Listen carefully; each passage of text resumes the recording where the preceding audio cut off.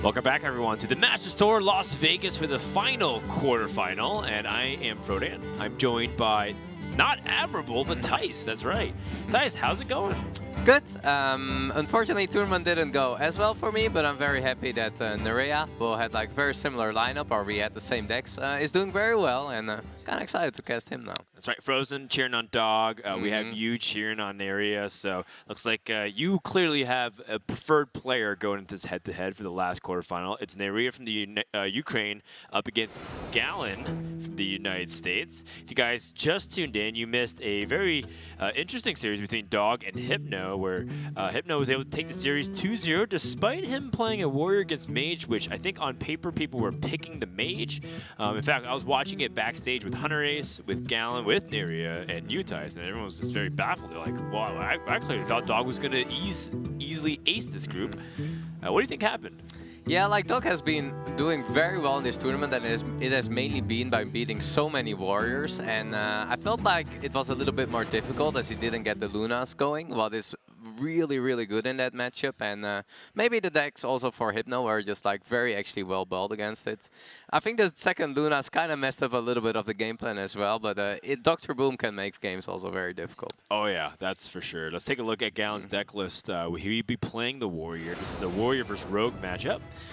He's playing the Archivist Elysiana main deck in anticipation of those Warriors, but still having some fun secondary and tertiary decks. His secondary deck, of course, better against the mech decks. His tertiary seems to be more oriented around the mages. So with that, I don't anticipate him switching that much from his primary to any other decks. Do you feel otherwise? No, like, but it's very interesting. He has actually been facing RDU earlier in the round, and we have the exact same decks, and he was sticking to the primary deck, and I accept to do him also the same. What is a little bit of a difference from Gallon's deck is that he's not playing any Alec, so there is a little less focus on putting bombs in the deck and more focus on controlling the board with an extra Spellbreaker, with 4 1-drops, and a lot of early game as well. Yeah, I think those 1-drops are proving to be extremely valuable. Perhaps one of the most important parts of the deck is just having that so you can curve out on time. The Rover is very annoying for Rogue, especially if you can even combine it with a Snip Snap. It can just combine you like already a victory in the early game almost now against the like Vendetta Rogue that Neirea is playing. Yeah, the Burgle Rogue package with Rogue is going to go up against the Warrior. One thing that we've been talking about, Tice, is the statistics. Oh, cool. And the statistics have actually been very interesting because they've been actually very close 50-50 across the board with Rogue versus Warrior. Do you have any opinions on that?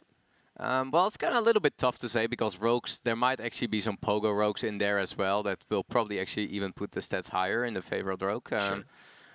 Yeah, like I think with Rogue you can actually go so many directions, but I feel the Bomb Warrior is just a very consistent deck. It doesn't really have a that bad of a matchup. I feel it's if you tech your Rogue decently against Warrior, it gets kind of Rogue favored a little bit. Because Rogue makes a side deck for Warrior, and Warrior doesn't have a side deck for Rogue at all. They always stick to the first game. Sometimes the first game it feels kind of Warrior favorite, but then when the Rogue side deck comes in, I feel a little bit more slightly to Rogue. Yeah, with that, we're going into game number 1, and I'll add one final note. After round 12 of Swiss and a couple of games from the bracket, it turns out that Rogue is definitely falling in that win percentage. It's actually dipped below 50% win rate because it kept losing to Warrior. So Warrior finally showing why people consider it to be the favorite in this matchup, and so that's why Gallon is feeling good. He says he feels like he got the lucky group for his matchups. He did not want any mages. Group A has 4 mages. Group B has 2 Warriors and that mage from Dog and that Rogue from Neirea. Yeah, Neirea felt a little bit on the other side. He was like very looking forward to maybe face some mages instead of all the Warriors. Maybe. I mean, we saw an upset in the previous series. Maybe Neirea can win this one and face Hypno again in the winner's match. But if he loses, he plays his Dog in the elimination. So it's not the worst thing in the world.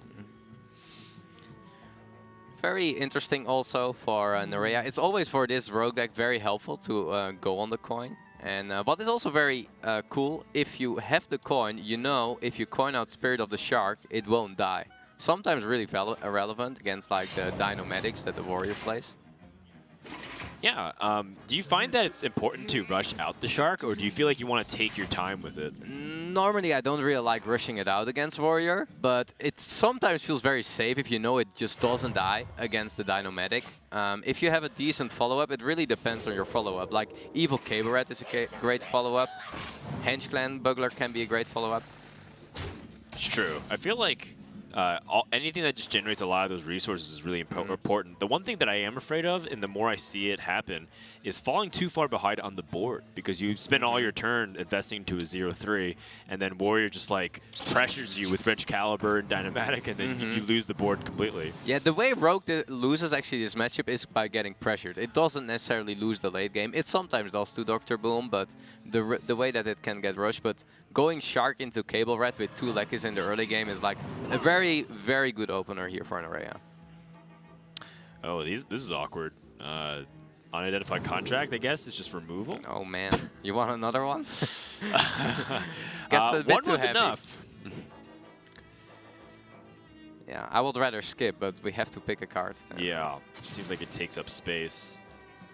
But he can use the Galvin Lackey to take out the Acolyte of Pain very cleanly. It's okay. Yeah, you don't have High Spear and Togwoggle, so it's okay if you're giving it up. Oh, interesting. Oh, this is clever, using Shadow Step. And trying to see if you can use it to double dip on the Battle Cry. Yeah, okay. So as we talked about a bit earlier, Neirea is really scared to just fall behind in the early game, and it feels like as long as that doesn't happen, he's in a fine spot. Yeah, I wasn't really anticipating a Shadow Step being used there, given that he has so much value off the other things, but it makes sense, right? If you have so much value, he's not going to run out of cards anytime soon. In fact, one thing that I like to do is count how much mana Rogue has to spend.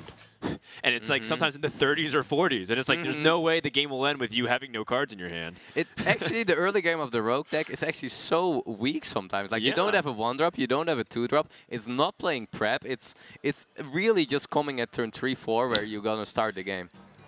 So many options. It feels like Control Rogue. It does, or at least kind of like a mid-range style of Rogue, and definitely not like a tempo-oriented one, even though it has tempo options. Very cool. Like there has never been a really like mid-rangey Rogue kind of thing. Yeah, the closest might be like the old Miracle Rogue that just like they never really played anything until like Farseer maybe, and then they played like Azure Drake. You know, that was like the only minions they really played, and then they started going like crazy. And then they go Miracle. Yeah. But I guess it's more of a combo deck back then. Oh well, Gallon has Dr. Boom Mad Genius. I mean, that card feels like if you can't win on the pressure, it just answers almost anything Rogue can really do.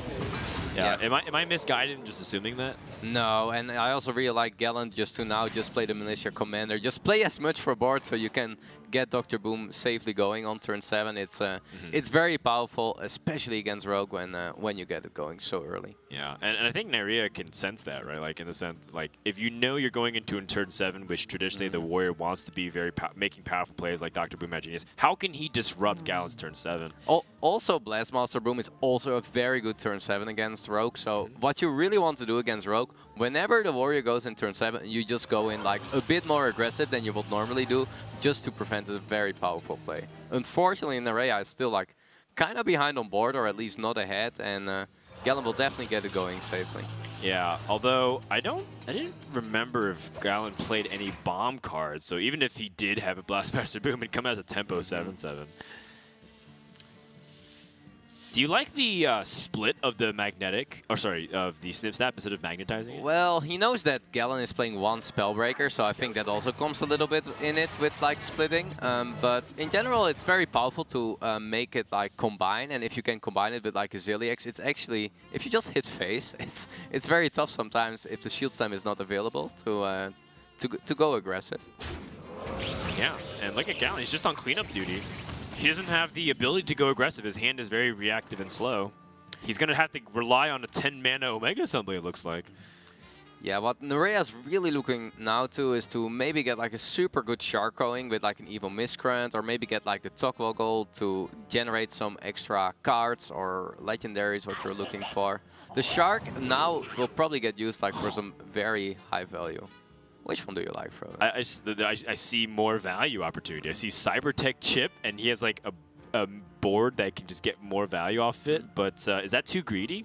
Or do you think he just wants to take like shield blocks so he has like some life gain?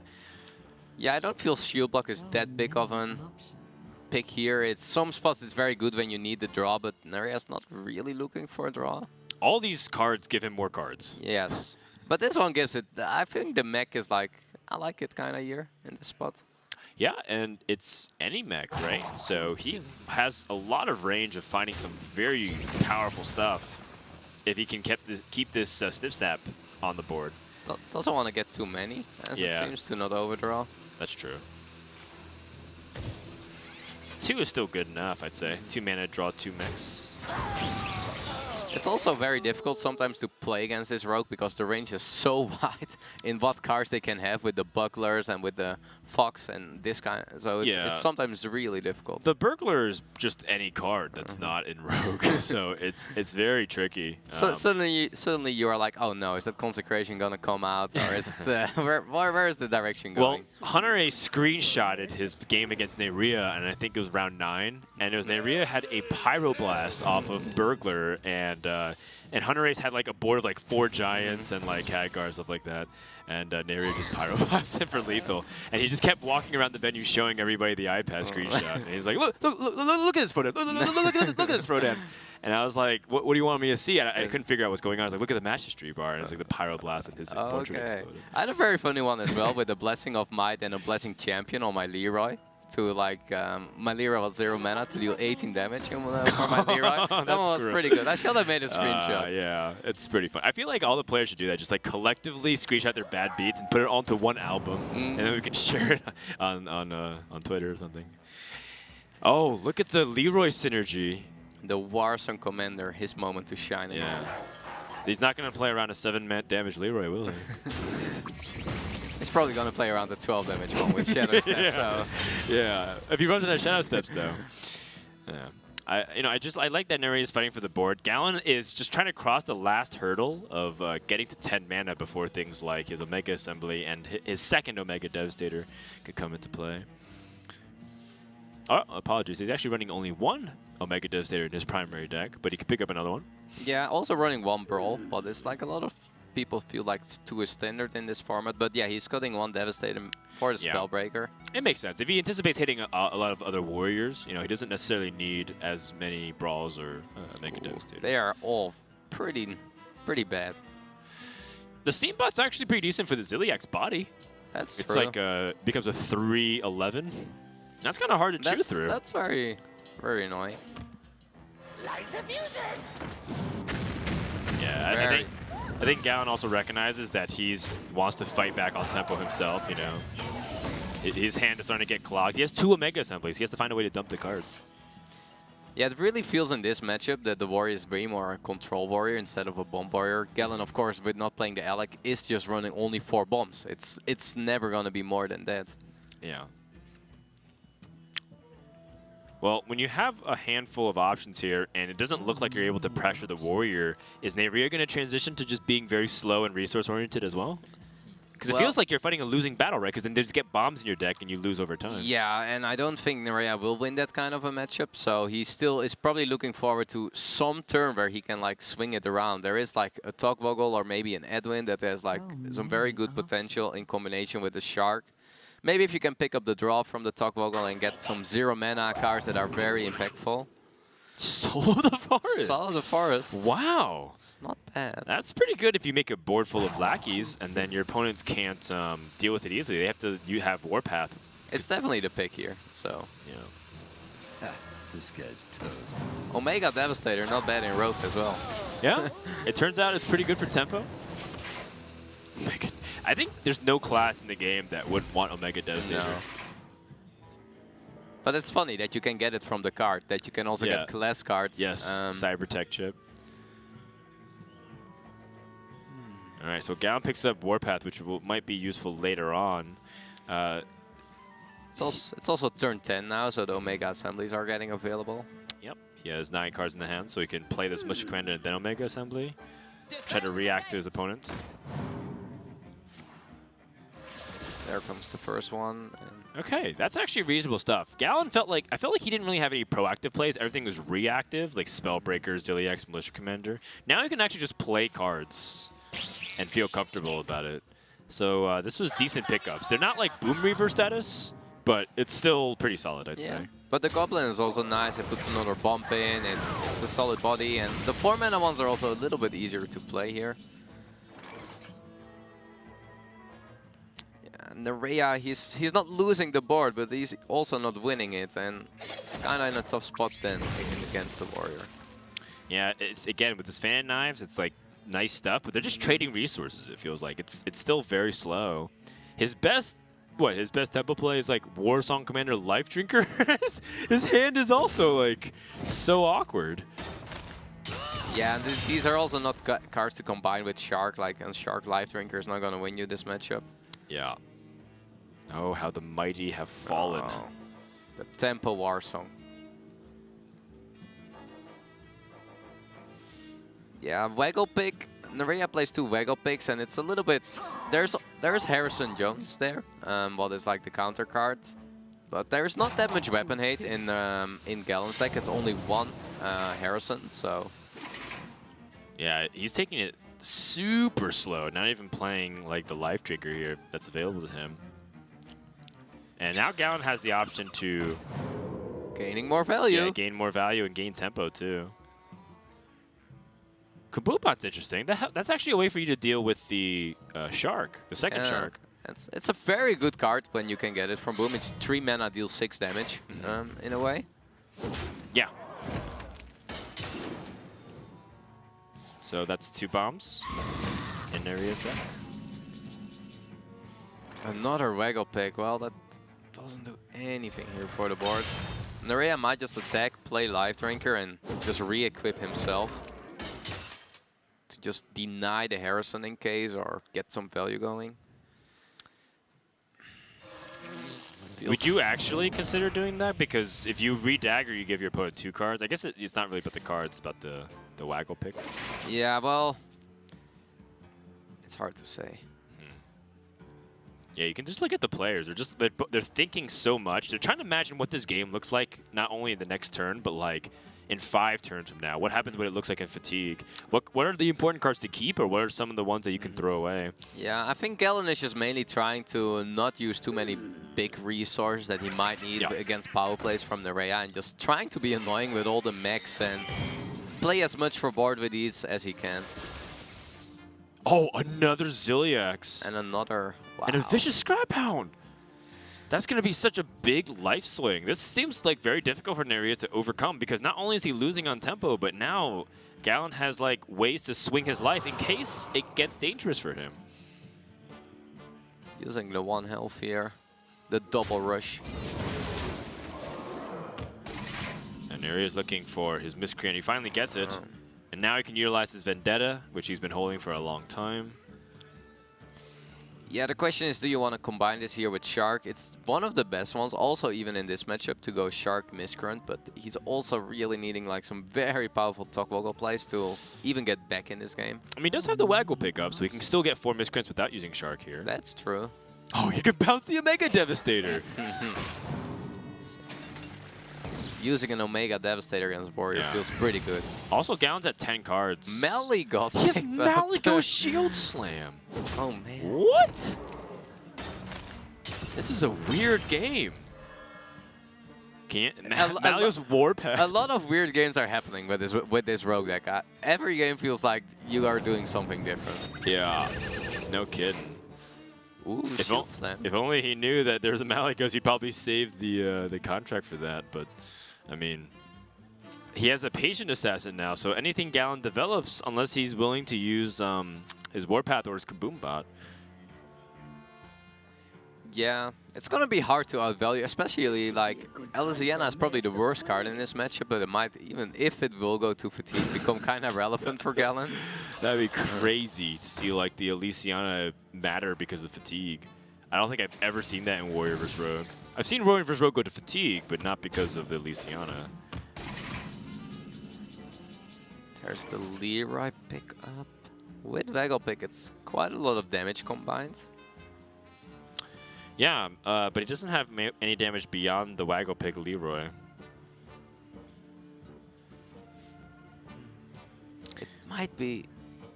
Yeah, the shark. I'm keep looking at the shark with Evil Miscreant.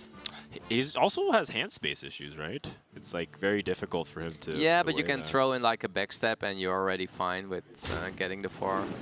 So it's not too bad. Okay.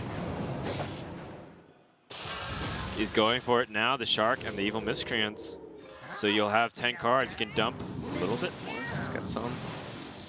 Faceless Lack. Ooh. Oh, 3 Faceless Lackeys. Well, not the ones you're looking for in this matchup. That's gonna be a Warpath. You know the Warpath is coming when no one is getting played here yet. And oh, these are so bad. Contract. Vanish gives him more value off the Lackeys. Well, Sinister. You also need to play a card here, otherwise you're overdrawing. Right. Yeah, damage helps here, you know. Waggle Pick Leroy is, 20 damage combined. Yeah, Warpath always coming in here, at least for 3 times. Then you can consider what you want to do with the last mana. You want to make the rockets.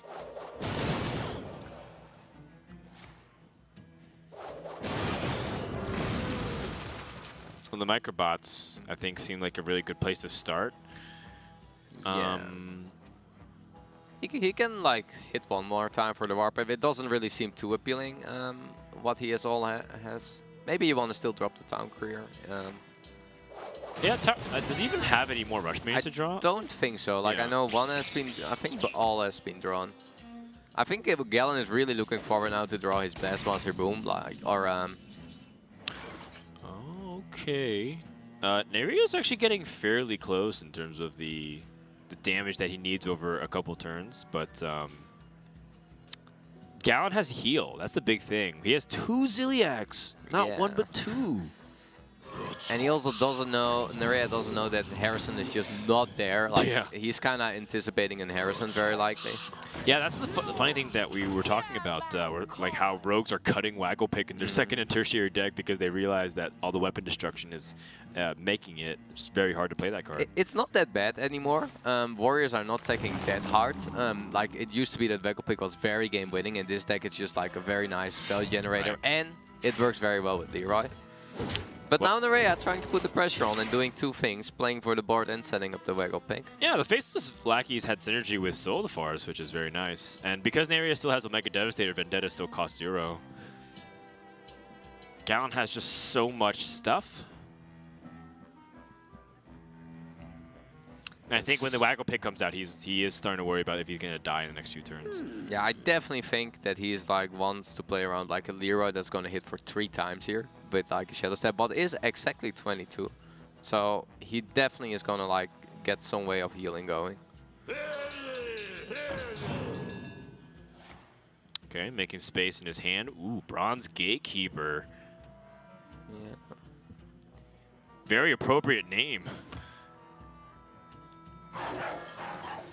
And he can magnetize this to gain all the life. This is such a big swing. Oh, man. Yeah, 5 heal, 5 armor, and still on the board as well. Yeah. Neirea got the very good response with Vendetta for this one. Still hurts, though. He goes back up to 30. Yeah, it's like heal 10. Yeah, and you're not even that far ahead on board. Okay. All right. So the Togwaggle is going to be a huge player here. What will Neirea choose? Is he going to choose a crown or is he going to choose the wand? The problem with like picking the draw is that you have 2 bombs in the deck as well, so I'm not sure how happy you're with it. Yeah. So it might just be legendaries, even though you know that like there's very little chance that even one of them is going to survive. Can you ever pick something else here? Like, can you just pick the goblet or something to just get like draw all bombs? No. But yeah, like I had that as well. Like it has happened to me, but I did it as an out. And if I would have drawn Shadow Step, I had like my Lackey from 1 mana that I could just use 10 times, and I would win the game. So sometimes it actually feels like if you're in a desperate spot, it feels like the only one that can win you. I don't know if this crown is ever winning. That'd be really funny though. But I got a hand of bombs. I Thanks mean, for reminding. What if... What if you... Sorry to bring up bad memories. What if you get a really good legendary off the crown and then you bounce it back with Waggle Pick? Is there anything there? That's stuff that you have to consider, you know? Ravam. Ravam. Oh, man, yeah. You transform everything. Transform all the bombs that they shuffle into legendaries. Ooh, Master Boom get drawn and will get 4 bombs going. If I'm correct on it. I think so. He had one Wrench Caliber that he's played so far. I don't remember if he played any other bomb cards. But he does have that Clockwork Goblin, so he could play Clockwork Goblin and Blast Master Boom and control the board. Yeah. Always looking at this 7 armor, though. It always feels appealing, right? The Blast Shield, because you don't know when it's going to come back again, you know? And Dr. Boom at Genius, one of its downsides is sometimes you just need to gain life and you can't. And your opponent bursts you down. Neirea reading what lucrative contract does, because Neirea admitted that he doesn't actually know a lot of these lesser play cards. He was like, huh? Ooh, Kolev gone maybe first with the 1-2. Get an extra bomb. Yeah. I think that was a bit better. Gallon does have 3 bombs in, by the way. Yeah. At the very least. He got an extra Clockwork Goblin. Yeah. He's trying to press in here for extra damage. And no other trades. Oh, is he trying to make the Waggle Pick bounce bad? Yeah, probably. Yeah, something that's a very advanced play. He knows that there's a pretty likely chance that like the boom bots keep some of these minions alive, so he's not going to make the trade preemptively. Well, Neirea will never fatigue actually with this card. Oh, he's got Elysiana down. Oh. Yeah, like Elysiana versus Immortal Prelate. It's not a fair battle. Lucrative Contract, I believe, is the one that adds coins to your hand. I believe, if he destroys the Dr. Boom here. Yeah. Maybe thinking of the Omega Devastator if you want to play more for the board. Right. He's not holding a Vendetta, so he doesn't have to hold on to that card nearly as much. And then maybe he wants to... Does he want to swing the Waggle Pick now? Yeah, maybe. Gets a Life Drinker. I think he was hoping for the Omega Is he Devastator. going for the legendaries here? He kind of wants something more on the board. Or is he waiting on it? Feels kind of passive. Whoa, we're not allowed to use that word on broadcast, Dice. Okay. Expect a strongly worded passive-aggressive tweet from Neirea. He will be fine. He will say out. All right. That's right. This is not Grandmaster, it's just Master Store. We're allowed to say whatever we want. Oh, wow. More Clockwork Goblins being pulled into here. This would be a good time So for a Gallon can shuffle up to 5 bombs now. Interesting that he's not attacking into the 1-1 immediately here. Looks like he was setting up for... For Warpath? Yeah, for Warpath. Does he need to? Because he has Microbots, which helps picks apart the board. This seems like... I think it's an overreaction to go for it. Meanwhile, the Bronze Gatekeeper does seem pretty nasty because it's difficult for Neirea to get through. Also, the Clockwork Goblins are going to be so good now with 3-3 rush and just putting another bombs now. Neirea's getting so low in the deck. access denied. That's why, like, time's on Gallon's side here. I feel like Neirea's struggling without the, like, insane Togwaggle swings, without the insane Shark swings. Bomb comes down. Well, what are the legendaries going to be? Does he? Yeah, so the legendaries, they have a lot of potential for big swing. It also could just be Nat Pagel and Thaunos. It just wants stats here. Gruul. Gruul is a lot of stats. I'm starting to think. Brawl is actually not played yet, so Neirea still maybe anticipating a Brawl, but currently Gallon is having it at the bottom of his deck. Yeah. I was thinking about, you know, what if he had the ability to, like, hold on to things like Waggle Pick and he bounces, like, Azalina back, or he bounces Face Collector back and gets a lot more value. Oh, Azalina and still the Elysiana. Yeah. There we go. Yeah, that's right. The Azalina takes the Archivist Elysiana. Oh, man. Because we were slotted to end the broadcast an hour ago. We're already over time. We can't go that much longer. Oh, guys. really? If we do a it's just Luciano having Wars. fun now. Come on. No, we are. I'm saying, but like, I think the production crew would be like, "Oh my God, another Luciano match." But that would be ridiculous, right? But it will be cool if a rogue will just beat a warrior by first going with the Omega Devastators and then going with Luciana. Like Yeah. giving him some of his own. Absolutely. It'd be really crazy to watch. Actually, Galen is having quite an issue dealing with these gruels. Yeah, he can deal with one. That will probably beat the line. Oh, I love that fuse thing. Interesting. Okay, then. Like it looks like you have to go with the max here because the other cards are just way too slow. Right. He's going with the double Clockwork Goblin and the Eternium Rover just to trade into one. He can silence the other one if it gets out of control. But also the bombs that are now getting into Neirea's deck are very relevant for Galen.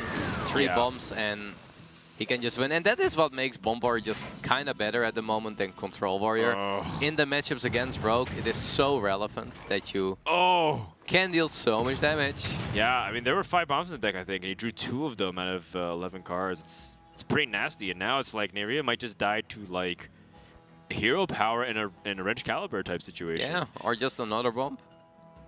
Yeah, it's so scary to draw with a Novice Engineer. Yeah, but you have to. Yeah. SI, put as much going. I think you can make a very solid read. There is no brawl. It was quite good last turn. Right. If Neirea picks up Shadow Step, he'll have 13, 14 damage from the hand. He needs this Ghoul to survive. Harrison picked up. You Oh. might just use it here on the, yeah, I like it. I don't know. He still can't deal with this. Oh, man. The Rover is also kind of nice. It trades a bit away. It gives you an armor. You can use the rockets to like kill the SI or the Wench Cavalier, but you're a little bit worried about your life total here. Right. You go to 23 by making the trade. Yep. But then yeah, silence helps a little bit. Silence saves you 3 life. Or 4 life, right? Because it goes at the end of every turn.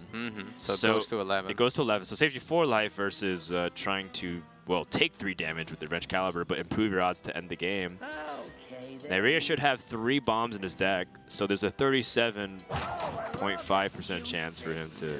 The Rover definitely comes down here. Yeah, the Rover can fit in no matter what you do.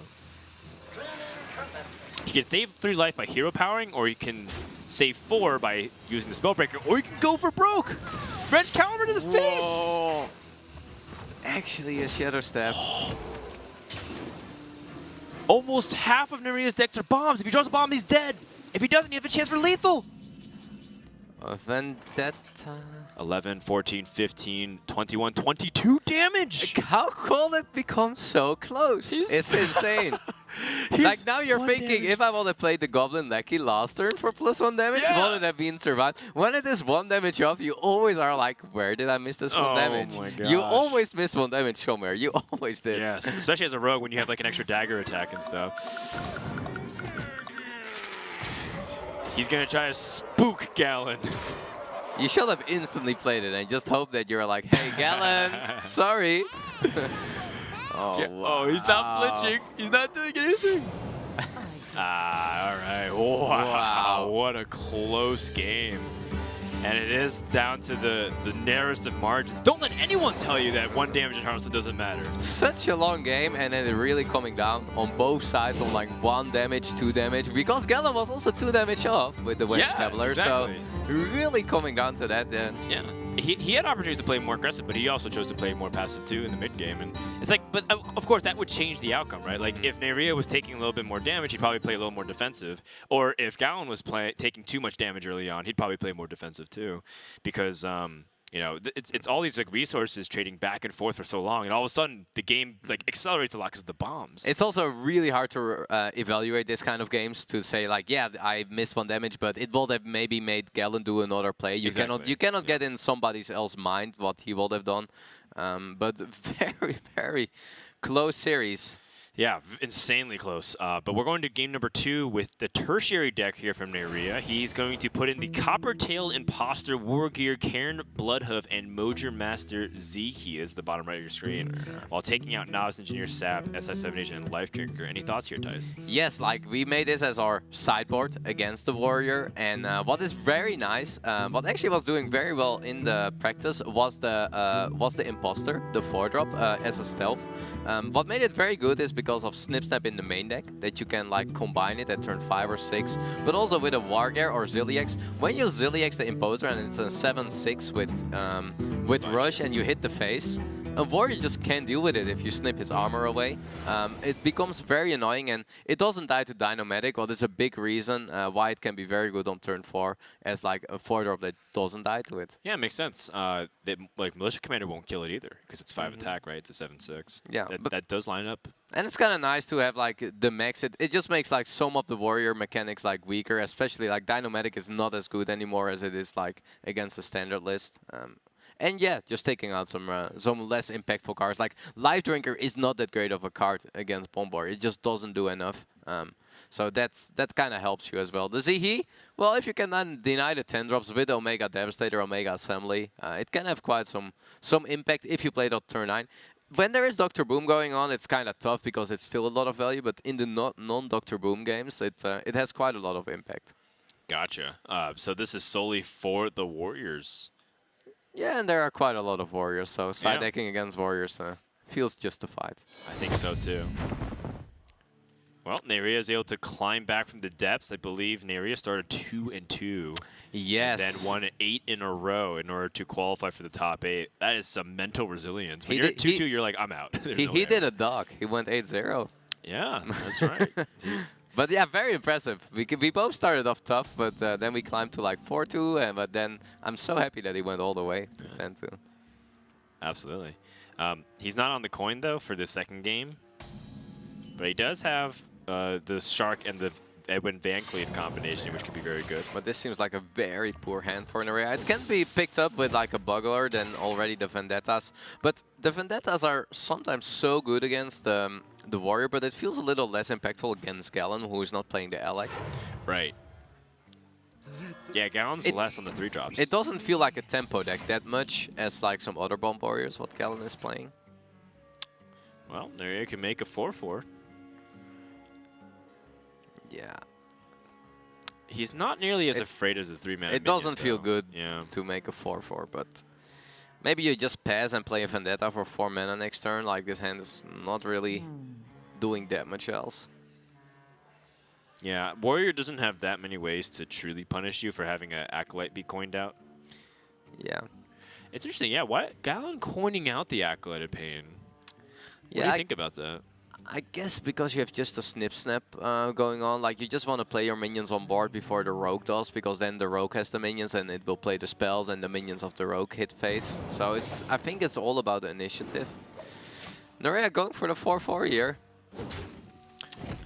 I feel like he needs this 4-4 to get some semblance of a game plan to pressure his opponent, but there's no 3-drop that can deal with it. So at 4 there will be the Militia Commander, but at 3 it will at least deal 4 damage here. Right, and no Town Crier was played, so less chance for Gallon to have that Militia Commander, and then he can use his Vendetta to push damage a little bit every single time. That's the optimistic scenario.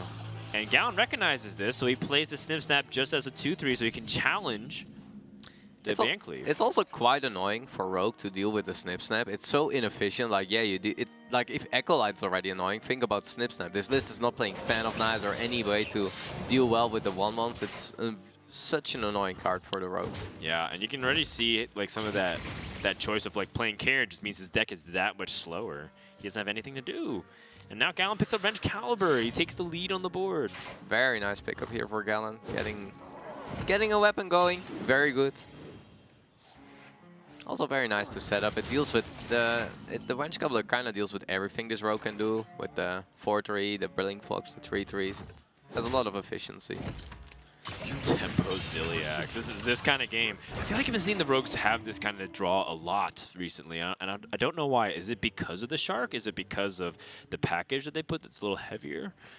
Yeah, and it also is like going first. There's like it still runs quite a lot of removal spells with the Vendetta and Backstab, so you sometimes really have these. If you draw them a bit in the early game, Yeah, you draw your spells. it gets kind of tough. Yeah, that historically has been a problem with some of those rogue decks, that they draw all their removal and draw cards, but they don't have like anything to play. Well, Karen is a very good one here. It is vulnerable to a lot of things. It's dynamic for one. Spellbreaker also quite good here, and now that you have seen Edwin being gone, then this is probably your main spell damage or a Spellbreaker target, or maybe if you're a little bit worried about the magnetic. Like, you know that Neirea has magnetic mechanics here with the Imposter and the War Gears. Right. So but if you save your Spellbreaker for it, you're still going to take damage because they play the Imposter first and then they play That's the correct. magnetic. Like, if you can keep your shield block with Shield Slam is also a very good way, but you probably will need these two combined. Neirea really looking for some kind of shark value here. Yeah. And then Gallon, he probably wants to play his Blastmaster Boom, but at the same time, he probably wants to play that Spellbreaker instead of the Clockwork Goblin fight back. Because I think if he plays Clockwork Goblin, his board state is too weak. That's so good here on the Karen if you value trade the Spellbreaker first. I mean, it's not very a play you do often, but it seems very good here to replay. Yeah, he has the full board clear too with Backstab. Yeah. The value on it just seems you kind of get it completely back. It's kind of gone as a 4-1 with silence, but you get it back. But it looks like a very, very good Blastmaster Boom turn here as well for Gallon now. 3 bombs in the deck, which the Wrench Cabbler and the Goblin. So it's a very game-winning card as well in this matchup. Yes, it puts so much pressure onto the Rogue, and they don't heal easily. Neirea ready to use Ziliax. Neirea's nodding. He's like, yep. Yep. He also does. Oh, man. And there's just no way at all to like even come close to clearing this board. Just does not have the cards for with Vendetta. He has to Vendetta twice on the Boom to kill it. Had he gotten a Blink Fox or maybe the Henchman Burglar, fight back for the tempo, but this one stings a lot. And now Gallon can just kill that 4-5 with Dynamatic. Yeah, and these bombs are just like keep dealing damage, Yeah. and like at some point they will even deal more damage or 4 damage. Guys, this is too much. This is too much pressure. You know, Neirea has some pretty decent cards that he can use, but it's not good enough. This Leroy looks like it's going to be lights out. It's supposed to be game-ending damage that he's coming to his hand. Can you go phase at this point that you're like, they have some ways out with the Leroy? Yeah, Shark. Maybe you find a way to get some battle cries. Maybe that one life drinker ends up giving you enough life. Yeah, I'm like thinking like Leroy here is 16 damage now in total. So if you pick up something. Yeah, but the Warpath, like, alone is... No, you're just imagining that Gallon doesn't have anything here. That's I agree. Yeah, I because like a shield block will already be enough, I think. It's true. Yeah, like I think for Neirea's position, he thinks, is there any like 0.1% chance that I win here? And he has to try to play to that. But Gallon has a really good chance of killing him right now. And that'll do it. Wow, Gallon taking the series here with the Bomb Warrior 2-0. And, well, that's a good start in the group. Yeah, the group's story, Group A, the story of the Mages. Group B, the story of the Warriors. And the one lone rogue in Neirea has fallen. But he kind of knew going to this match it was going to be a tough head-to-head because the Warriors have been getting a big edge. And the more players have been talking about it and seeing it, they decisively feel like there's no more debate. Warrior is good against the Rogue and favored. For a while, people were like, no, I think like Rogue is probably like good or maybe even favored against the Warrior. I think most people agree with Warriors. just smacks down the rogues because it's a slap. It seems very good, and also Gallon's deck seems very good, mainly tactic around it. Like the rogue really struggles when the warrior takes a way more control approach instead of an aggressive approach, and I think that really showed here as well. Yeah, but you know, Neirea will go ahead and play against Dog in the lower bracket, the elimination for Group B, which means that he has a rogue versus mage. I think that's the matchup that he does want, as opposed to the warrior. Yes, and I think even with Dog having a little bit of a slower mage, that might even help him a bit more. As like some of the control mages they can go very fast as well with all the giants and so on. Yes, it is worth noting too that with Gallon advancing, he is making a case with each successive win of going into Grandmasters. There's only one non-Grandmaster for Asia Pacific and for Americas. Gallon, it's because Dog's already a Grandmaster, Tom's already a Grandmaster. So Gallon and Perzosi is the two players that have the highest earnings so far, so they're setting the benchmark on Grandmasters. Meanwhile, Hypno is in the lead, and if Calyx and Neirea get eliminated, he's the #1 candidate right now for Europe Grandmasters. He might be challenging you in a few months. Well, looking forward to that. Yeah, I mean, obviously you have your horse race. You're wishing that Neirea can do it, but I'm really excited to see how the storyline plays out, not just for this tournament, but for the future. It's just cool to see like more people here competing. Like the Grandmaster system is like very cool to see like all competing, but it's cool that we also have these kind of tour stops where like other people can just have their moments to shine. Yeah, and I mean, it's not just moments of shine and glory. There's also a lot of money on the lines. A lot of the players, they were like talking about the money, like I earned like $5,000 for getting top 8. Like that's really good. It's like winning a tour stop. But then they remembered that the prize pool doubled because the Masters bundle. So now, minimum, every player here has $10,000. That's for all these players across the board outside of Tom and Dog. That's like the most that they've ever won, I think. Or at Neirea, because he went to the World Championship. And what's also very cool, like for especially people that went here for the first time, they just got like $500 for participating, and just the experience, and that you don't go home with like 0, but still have a very nice prize that you can have like a very nice experience with, is I think also very cool. Tice, when you played in the World Championship, first place was $100,000, and now they're just giving it away like candy. Do you have to remind me that my 2 World Championships were like, I won like, for my what was it, semifinals, I won 15,000. Wow, really? Only yes. Man, you got robbed. And that, I mean, many people consider that to be one of, if not the best series of Hearthstone that they watched. I mean, it has given me a lot as well. But yeah, I mean, it only kind of like catapulted your career into the limelight from getting to the semis. But it was great. Tice, thank you so much for joining us. Wonderful job casting. And you know what? You're good on camera. Maybe you should stream a little sometime. I will try it out. I was thinking about it to stream after this Vegas thing when I'm getting back home. Yeah, I think the fans would enjoy that a lot. And I hope you guys have enjoyed day 2 of the Masters Tour in Las Vegas. It's been a wonderful journey. We had almost 300 competitors, narrowed down to just 8. But we're not done yet. Tomorrow will be Championship Sunday. Who is taking the trophy and who is taking $100,000? We'll find out. Until then, well played and good night.